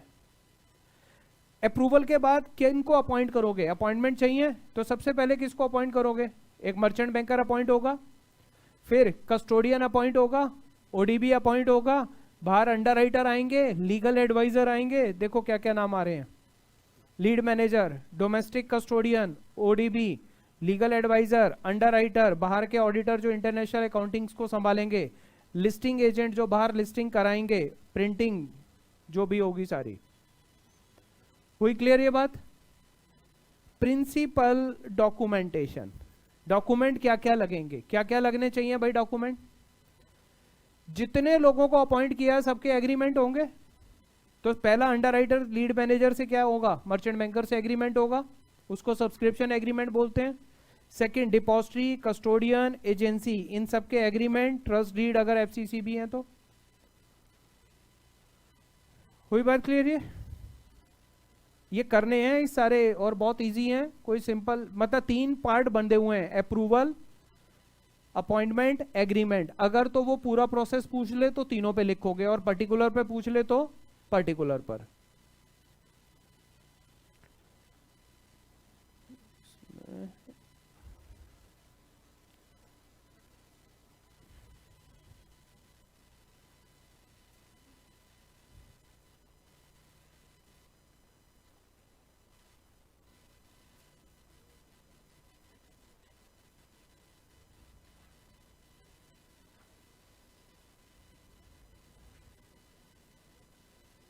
एक काम करो, ये एक समरी बना लो, नीचे वाला, ऊपर तो आप लिख चुके हो। एक तो आई अपॉइंटमेंट, एक यहां बना देता हूं अप्रूवल्स। अप्रूवल्स में क्या आ रहा है? बीओडी, जनरल मीटिंग में एसआर, बीआर, अपना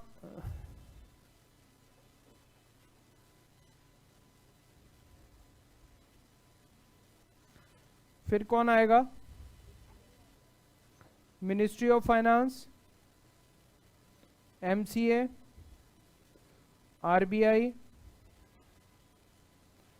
stock exchange, financial institution if loans pending.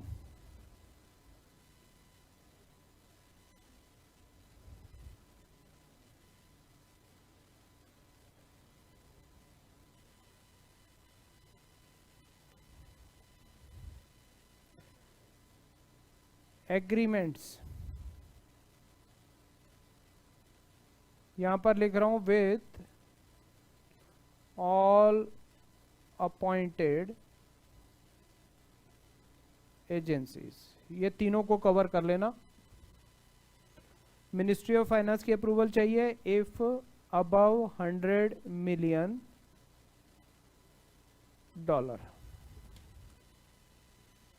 ऊपर वाला पार्ट मत लिखना, नीचे का लिख रहे हो ना, ऊपर वाला तो लिखा हुआ है, सिर्फ अपॉइंटमेंट अप्रूवल एग्रीमेंट लिखने हैं।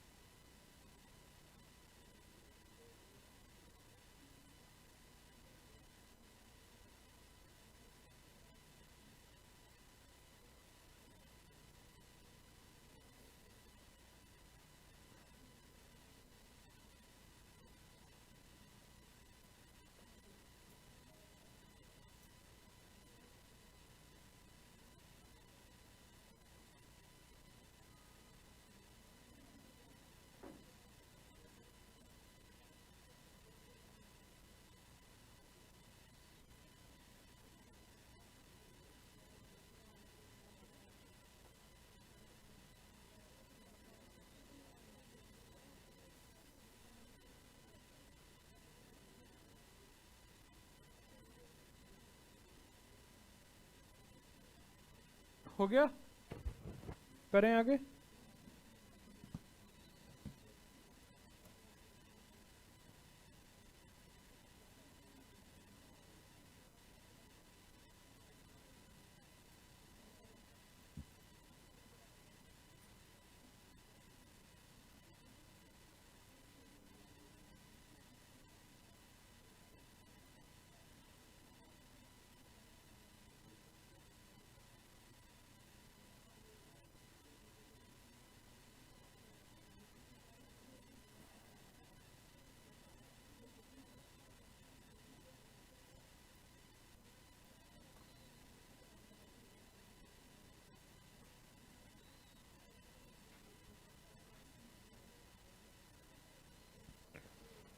हो गया, आओ बुक में वापस।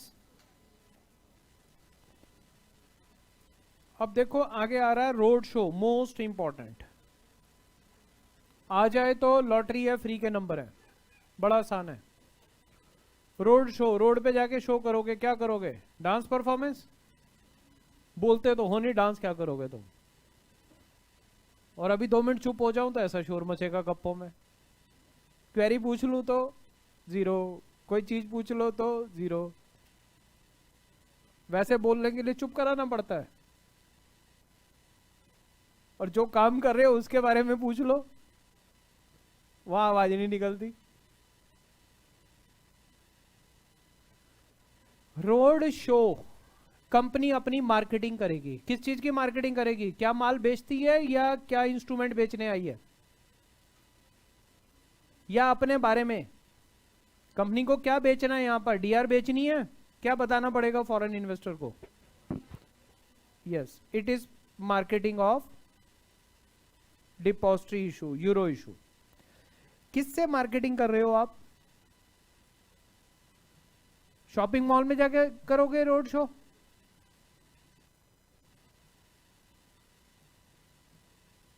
हॉस्पिटलों में जाओगे, चर्च में जाओगे, मंदिर गुरुद्वारों में जाओगे, या इन्वेस्टर ढूंढोगे?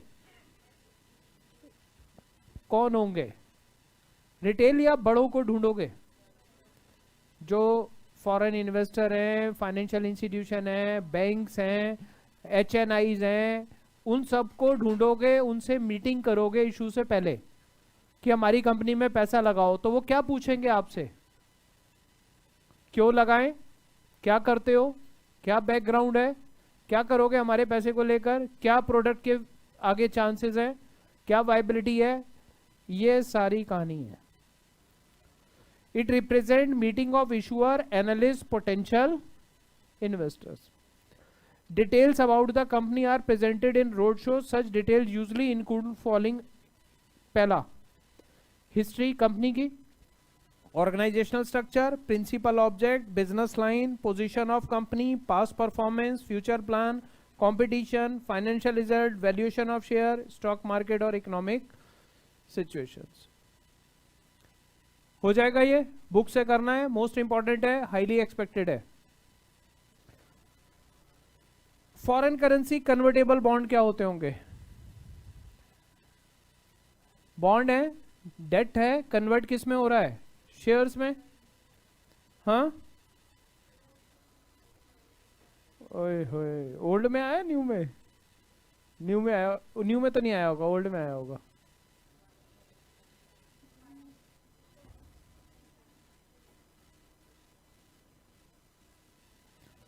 चलो, फॉरेन करेंसी कन्वर्टेबल बॉन्ड पे टूट पड़ो। अब क्या होते हैं ये? आपका ECL का चैप्टर तैयार हो रहा है, ये साथ में डबल फायदा हो रहा है। कंपनी लॉ का सेक्शन 41 तैयार हो रहा है। कितने फायदे हैं इसको एक करने के, तो लाइटली मत लेना इसको। और न्यू सिलेबस में FCCB भी है, ADR GDR भी है, सब घुसा रखे हैं अलग अलग जगहों पे मॉड्यूल में। भाई एक जगह नहीं है, ओल्ड में बस एक चैप्टर डायरेक्ट दे रखा है। देखो, ये डेट इंस्ट्रूमेंट है, issued with minimum maturity period कितना है? 3 to 5 ईयर। ये याद आया, ECB का पार्ट है। ये फॉरेन करेंसी कन्वर्टेबल बॉन्ड किसका पार्ट है? एक्सटर्नल कमर्शियल बोरिंग है, तो लोन ही ना ये, बट एक्सटर्नल कमर्शियल बोरिंग का मतलब है सिक्योरिटीज या नॉन सिक्योरिटीज। आपने बैंक से लोन ले लिया, फॉरेन बैंक से, तो वो भी ECB है। आपने बाहर के लोगों को बॉन्ड इशू कर दिए, वो भी ECB है। लिया तो लोन ही है ना। तो इशूड इन, फर्क क्या होगा? इंडियन करेंसी में नहीं होगा, किस में जा रहा है? फॉरेन करेंसी में। सर्विसिंग मतलब इंटरेस्ट भी किससे पे होगा? Foreign currency. ऑप्शनली कन्वर्टेबल है, वो कन्वर्ट कराना चाहें तो कन्वर्ट करेंगे, रिडीम कराना चाहें तो रिडीम करेंगे। लिमिट किसकी आ जाएंगी? FDI की। प्रायर अप्रूवल किसकी चाहिए? Ministry of finance. कब चाहिए थी याद करो? 100 मिलियन से, अभी लिखा था आपने ये। फिर एक्सचेंजेबल आएंगे, वो अलग समझाता हूं। दोनों में डिफरेंस बहुत बार आया हुआ है। FCCB और FCEB में डिफरेंस क्या है दोनों में?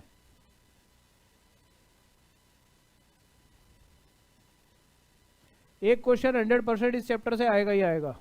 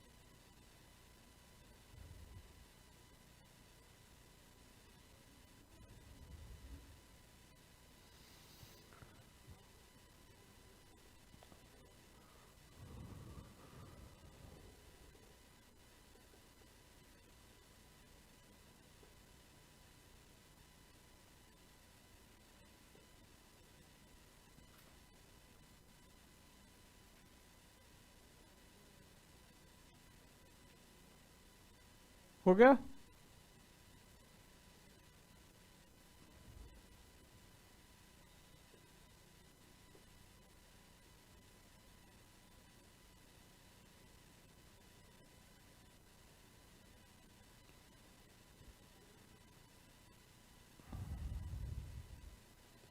करूँ चेंज? अब देखो इसमें क्या होगा, जैसे कन्वर्टेबल डिबेंचर होते हैं तो कन्वर्जन पर हम जिस कंपनी ने इशू किया वही डिबेंचर दे देगी। अब एक टर्म आ रही है एक्सचेंजेबल, यहां पर वर्ड कन्वर्जन नहीं है, वर्ड क्या है? तो एक ए लिमिटेड है, उसने बॉन्ड इशू किए, जब वो कन्वर्ट करने की बारी आएगी तो शेयर अपने नहीं देगी, किसके देगी? बी के। तो बी के शेयर कैसे दे देगी? ये इसकी ग्रुप कंपनी होगी या बाहर की होगी? ग्रुप कंपनी होगी। तो ऐसा कंपनियां क्यों करती हैं कि मान लो ए लिमिटेड की गुडविल अच्छी है, बी को अभी कोई नहीं जानता, तो बी पैसा मांगने जाएगी तो कोई नहीं देगा, तो बी ए उसके आगे आएगा और वो पैसा लेगा, बट वो कह रहा है कन्वर्जन के टाइम पर शेयर किसके दूंगा मैं, और वो फंड्स भी यूज किस में होंगे? बी में ही। ए पैसा लेगा, यूज कहां करवाएगा? जैसे रिलायंस और रिलायंस जियो या कोई भी सब्सिडरी। तो इसमें दो कंपनियां इशू इन्वॉल्व हो जाती हैं एक की जगह। दोनों में डिफरेंस क्या है? देखो जो क्वेश्चन आया हुआ है बार बार, एफसीसीबी भी डेट है और ये भी डेट है, ये भी रिडीम हो सकता है या कन्वर्ट हो सकता है, बट ये कन्वर्ट नहीं हो रहा, ये एक्सचेंज नहीं हो रहा और ये एक्सचेंज हो रहा है, ये मेन फर्क है।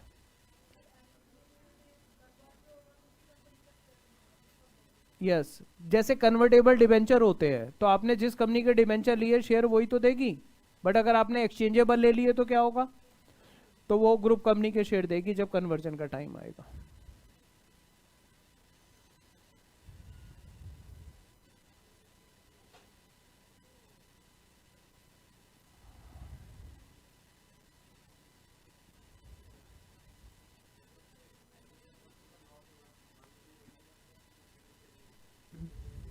हम्म। नहीं, लॉस कैसे होगा? तो जब इन्वेस्टर लेगा तो सारी वैल्यूएशन चेक करेगा ना, सब्सिडरी की भी रोड शो में सब्सिडरी की डिटेल जाएंगी, और सब्सिडरी चलने की उम्मीद होगी तभी तो इन्वेस्टर पैसा लगाएगा, लगाने से पहले वो एनालाइज करेगा ना। और जब एक पेरेंट कंपनी गारंटी ले रही है उसके डेट की, तो वो ऐसे तो नहीं ले रही होगी, क्योंकि बॉन्ड इशू कौन कर रही है? Holding company, parent company. वो कैसे गारंटी ले लेगी एक लॉस मेकिंग की? यस, कि मैं अपने शेयर नहीं दूंगी, इसको दूंगी, सब कुछ पहले से लिखा होगा, अचानक नहीं होगा। और उसमें जब होल्डिंग कंपनी, पेरेंट कंपनी ये गारंटी लेगी तो वो कॉन्फिडेंट होगी कि नहीं उसके प्रोजेक्ट से? नहीं तो वो क्यों रिस्क लेगी? नहीं, पैसा गारंटी कौन ले रही है? होल्डिंग कंपनी, क्योंकि बॉन्ड तो उसके नाम से इशू हो रहा है ना।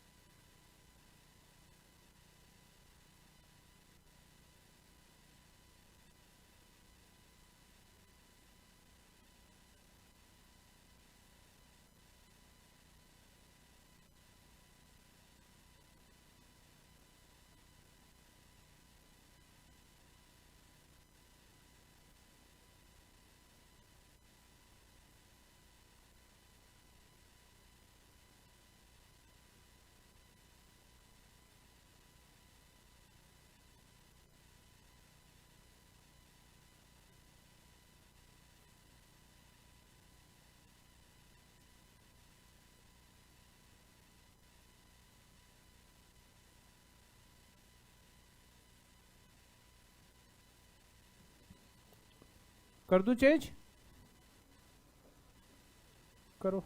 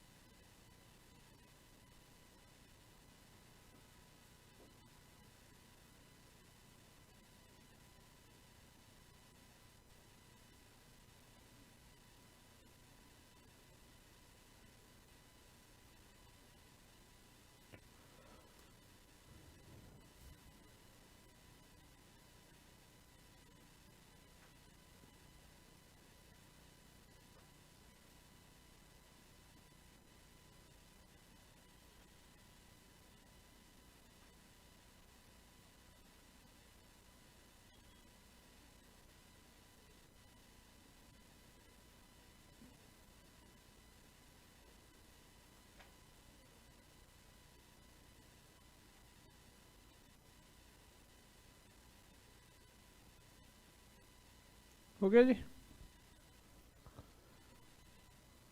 बुक में आओ, या बीच में पढ़ते रहना। इसमें एक थोड़ा सा ये बता देता हूं कि इसकी रेगुलेशंस दी हुई हैं, ये foreign currency convertible bond scheme 2008। कहता है कौन इशू कर सकता है, तो वो एक्सचेंजेबल बॉन्ड कौन इशू करेगा? ग्रुप कंपनी होनी चाहिए, ऑफर्ड कंपनी वो भी लिस्टेड होनी चाहिए। ऑफर्ड कंपनी मतलब जिसके शेयर दिए जाएंगे। कौन एफसीईबी इशू नहीं कर सकता? जो यहां पर इंडिया में ही डी बार्ड है, फ्यूजिटिव इकोनॉमिक ऑफेंडर है, विलफुल डिफॉल्टर है, तो वो भी इशू नहीं कर पाएगा। एलिजिबल सब्सक्राइबर जो लोग हैं वो एफडीआई की लिमिट के अंदर अलाउड होने चाहिए। और कौन जो प्रोहिबिटेड है सेबी की तरफ से या एफडीआई की लिस्ट में नहीं है, तो वो कंपनियां एफसीईबी इशू नहीं कर पाएंगी। मतलब होल्डिंग सब्सिडरी दोनों कंपनियों की एलिजिबिलिटी कंडीशन चेक की जाएगी। अब दोनों में से एक भी डीबार्ड हुई तो अलाउ नहीं होगा। प्राइसिंग कैसे होगी? एफसीसीबी का जब कन्वर्जन प्राइस आएगा, कभी इस पे क्वेश्चन आया नहीं है, मैंने डाल रखा है फिर भी, तो वही देखो, average weekly of volume weighted average price of offered company last 6 month या लास्ट 2 वीक, दोनों में से जो भी हायर होगा। बुक में नहीं है तुम्हारे में, तो सिर्फ इंट्रोडक्शन दी हुई है न्यू सिलेबस में, रेगुलेशंस भी नहीं दे रखी न्यू सिलेबस में। तो देखा जाए तो जरूरत नहीं है, करना है तो ये नोट कर लो फटाफट फॉर्मूला। कभी क्वेश्चन आया नहीं है इस पर, और आपके में तो सिर्फ एडीआर, जीडीआर, एफसीसी, एफसीबी के आधा आधा पेज डाल के छोड़ दिया है। अब क्वेश्चन कहां से उठा ले मुझे नहीं पता, क्या करेंगे। प्राइसिंग में सिंपल क्या है, 6 मंथ का एवरेज लेना है, किसका? वॉल्यूम वेटेड एवरेज प्राइस का, उसका हाई लो। और दूसरा क्या लेना है? 2 वीक। और वो कह रहा है shall not be less than the higher of the following, तो वही सेम फॉर्मूला आ रहा है, 6 मंथ और 2 वीक। एवरेज मेच्योरिटी 5 ईयर होगी। पार्किंग कहां पर पैसा रखोगे? ये आपने वहां ईसीएल में भी पढ़ा होगा। इंडिया में रखोगे तो एडी कैटेगरी 1 बैंक के थ्रू लाओगे, बाहर रखोगे तो जो नॉमिनेटेड बैंक्स हैं, जैसे ईसीबी में पढ़े थे आपने, नॉमिनेटेड बैंक्स कौन से थे? बाहर के सर्टिफिकेट ऑफ डिपॉजिट में रख सकते हो, बाहर के ट्रेजरी बिल्स ले सकते हो, बाहर के बैंक में रख सकते हो जो यहां से रजिस्टर्ड है। ये रीड पर रखना, कर लेना थोड़ा सा, बस रीड कर जाना। ईसीबी में ऑलरेडी आपको करवा चुका हूं। देखो क्वेश्चन क्या आए हुए हैं, 5th क्वेश्चन ही देखो 5 मार्क्स का क्या है। एडीआर, जीडीआर, एफसीसी, एफसीईबी के थ्रू ले सकती हैं, इसका रेगुलेटरी फ्रेमवर्क बताओ। जून 18 में क्वेश्चन था, foreign currency convertible bond, foreign currency convertible bond, बार बार इस बार तो समझ लो हाईली इंपॉर्टेंट है एफसीसीबी और एफसीईबी। काफी टाइम से क्वेश्चन नहीं आया। क्लोज करूं जी इस चैप्टर को।